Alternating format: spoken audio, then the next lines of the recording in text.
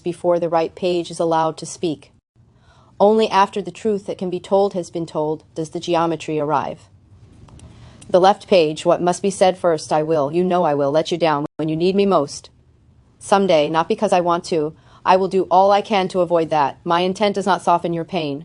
Don't trust me with what you can't lose. I don't. This is not weakness talking, it is optics.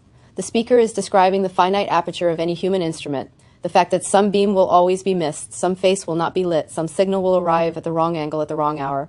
I will let you down when you need me most is a statement about the geometry of attention before it is a statement about character. Intent does not soften pain because intent is not what refracts light. The cut of the surface does. Then the middle stanza installs the constraint the right page will inherit. We don't get to choose ordinarily when we meet mortality. We don't remember birth, we won't remember death, I think. The prism does not choose to be cut. It does not choose the wavelengths that find it. It does not choose the moment the beam arrives or the moment it ends. The I think at the close is the only collapsed observation the speaker will commit to a small Cartesian pin holding the whole page in place while everything else stays in superposition. The word that holds the page together. One word in the middle stanza carries more weight than any other on the left page, ordinarily. Remove it and the sentence collapses into a flat truism. We don't get to choose when we meet mortality, which is both obvious and not quite what the speaker is saying. The adverb is the entire claim. Ordinarily is a concession word. It smuggles in the exception it refuses to name. To say we do not choose ordinarily is to say there are non-ordinary conditions under which we do choose, or under which the meeting is at least differently arranged. The unlisted set is not small: suicide, assisted dying, the chosen risk that becomes the chosen death, the refusal of treatment, the hunger strike, the moment a person in a shelter or a recovery group decides quietly whether to keep going. The speaker knows this catalog exists. Ordinarily is how the page touches it without opening it. It is not a philosophical hedge, it is a clinical one. The word protects the page from having to argue about the exceptions while refusing to pretend they aren't there. At the same time, the word preserves the ordinary case as the load-bearing one.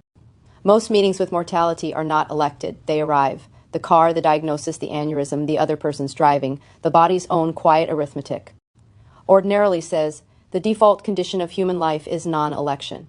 Choice is the exception, and even the exception is often less chosen than it appears from the outside. The placement matters too. On the page, the word sits on its own line, alone. That line break does what the word does. It isolates the qualifier so it cannot be read past. The eye has to stop on it. The reader who wants to hear we don't get to choose when we meet mortality as a clean statement is forced, by the line break, to slow down and register that the sentence has a soft joint in the middle. The isolation also gives the word a pastoral valence it would not have if it were tucked into the line.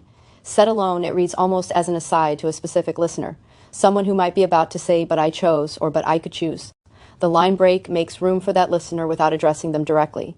This is a word a facilitator uses when a group contains people whose relationship to mortality is not ordinary.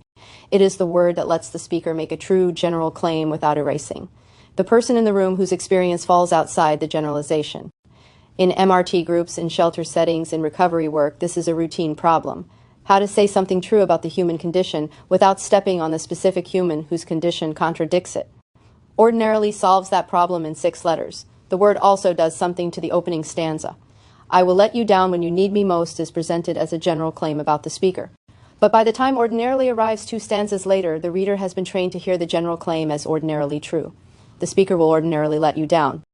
Not always. Not in every case. There will be moments, non-ordinary ones, when the prism catches the light correctly and the person who needed it is met.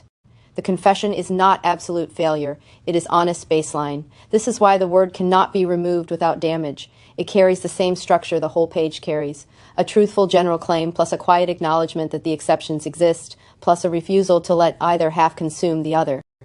It is the pastoral hinge between the confession and the geometry, and it is the reason the prism metaphor can arrive without cruelty on the very next page. The bracket at the top of the right page.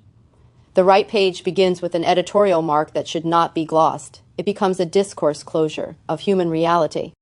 The brace holds both words at once. Discourse is what a self-generating source produces. Disclosure is what a refractive surface permits. The written line commits to closure. The whispered alternative keeps course alive. The bracket refuses to settle, and that refusal is itself the geometry the page is about to name. The instrument will not commit to being either speaker or window. Then immediately, the metaphor. Reality is perception. You are the prism.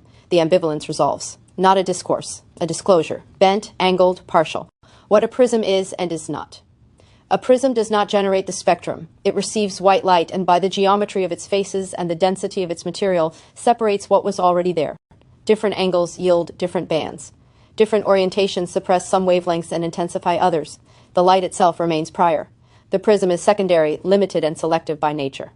This is the precise opposite of the sovereign self that believes it constructs reality. It is also the opposite of the pure observer who pretends to register the world without refraction. The prism acknowledges both the necessity of mediation and the distortion that mediation always introduces. You cannot not choose. Every act of attention is already a cut. Every relationship is already an angle of incidence. The operational heart, 2 questions. You choose what to attend to.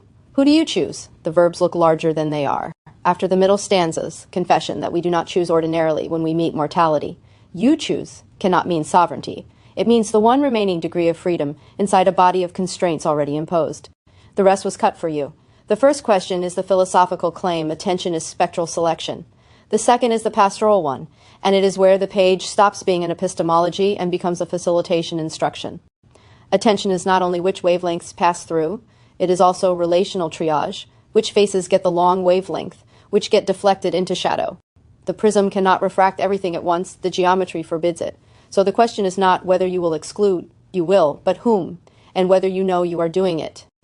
This is why the left page had to come first. I will let you down when you need me most is the honest disclosure of the finite aperture.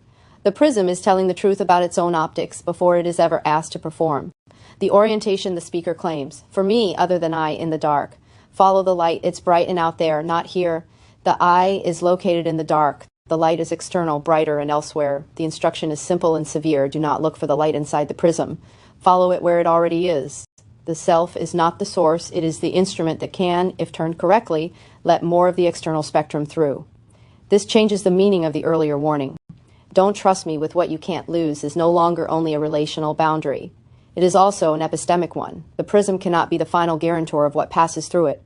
It can only report imperfectly the light it has managed to refract. The 3 refusals. The metaphor refuses 3 consolations in sequence. It refuses the fantasy that the self can become transparent. No refraction, pure transmission. The left page's confession forecloses that. There will be distortion. It refuses the opposite fantasy that the self can become the light, self as source, self as meaning maker.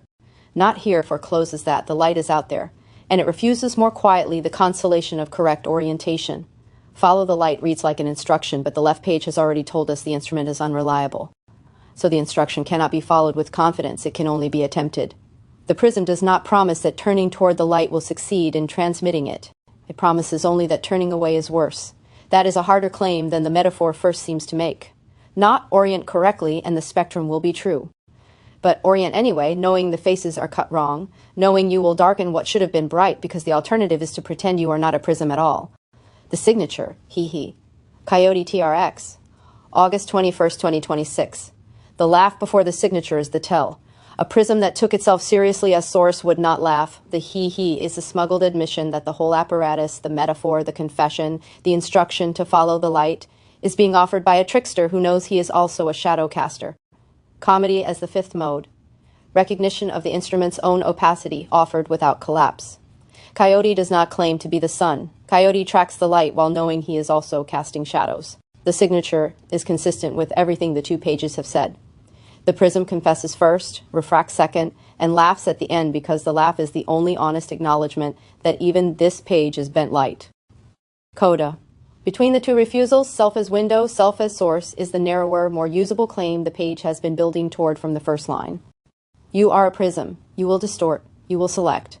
You will sometimes darken what should have been bright. The only available fidelity is to keep turning toward the light that is already out there, knowing the instrument itself remains dark. That is the further reach of the page. Not a new ontology, just the geometry that follows once the left page confession has been made.